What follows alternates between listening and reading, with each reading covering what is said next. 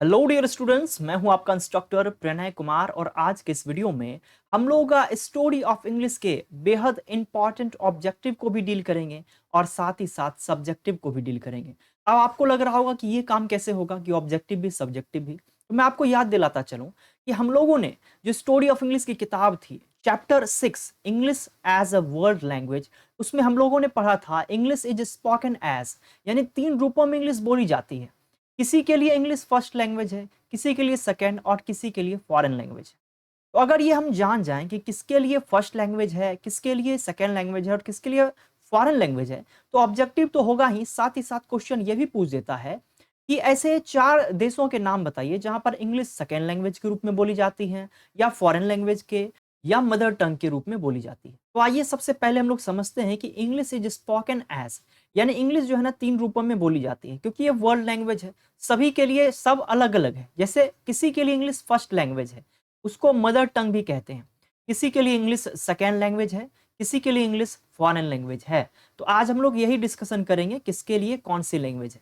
समझ गए? तो आइए, इंग्लिश एज फर्स्ट लैंग्वेज, यानी कि इंग्लिश भाषा फर्स्ट लैंग्वेज के रूप में, यानी कौन से वो देश हैं जिसमें मदर टंग, यानी जैसे हम लोगों के लिए मातृभाषा हिंदी है, उस लोगों के लिए इंग्लिश ही मातृभाषा है।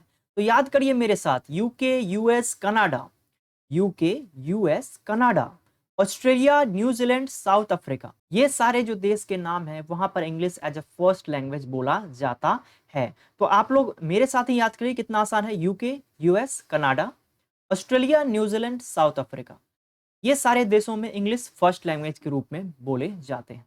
अब आइए नेक्स्ट की तरफ। तो अब यहाँ पर कह रहा है कि सेकेंड लैंग्वेज के रूप में कौन सारे देश में इंग्लिश बोले जाते हैं, यानी English is spoken as second language. तो एशिया महाद्वीप में जितने भी आएंगे ना, जैसे इंडिया हो गया, सिंगापुर है, मलेशिया है, निगेरिया है, नाम्बिया है, ये सारे देश में इंग्लिश सेकेंड लैंग्वेज के रूप में बोले जाते हैं। यानी कि इंडिया तो हमारा एक है ही, सिंगापुर, मलेशिया, 3 याद हो गया और एक इसमें से कोई भी याद कर लीजिए। तो 4 सब्जेक्ट में पूछे जाते हैं कि 4 नाम बताइए जिसमें English as a second language के रूप में बोले जाते हैं। तो आप ऐसे ही याद कर लीजिएगा, काफी आसान है। ऐसे भी याद करिएगा कि भारत के आस पड़ोस में जितने भी ये सारे देश हैं ना, सब सेकेंड लैंग्वेज के रूप में ही बोले जाते हैं। आइए next and last, English is spoken as foreign language. ऐसा कौन सा देश है जहां पर इंग्लिश को फॉरेन लैंग्वेज के रूप में बोला जाता है? तो आप याद कर लीजिए, चाइना। चाइना में तो चाइनीज बोलता है, यानी सभी तो चाइना ही बोलते हैं, उसके लिए अपना भाषा चाइना है।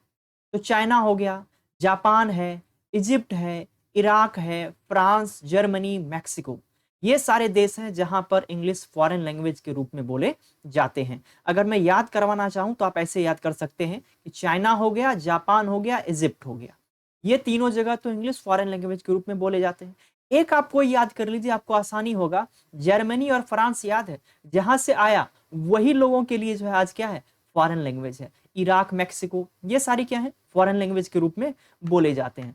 मैं उम्मीद करता हूं कि आज का ये जो वीडियो है ये आपके लिए काफी इंफॉर्मेटिव होगा और हेल्पफुल भी होगा। इसे आप लोग लाइक कर दीजिएगा और अपने दोस्तों के साथ शेयर जरूर कीजिएगा ताकि उन तक भी ये बात पहुंच पाए।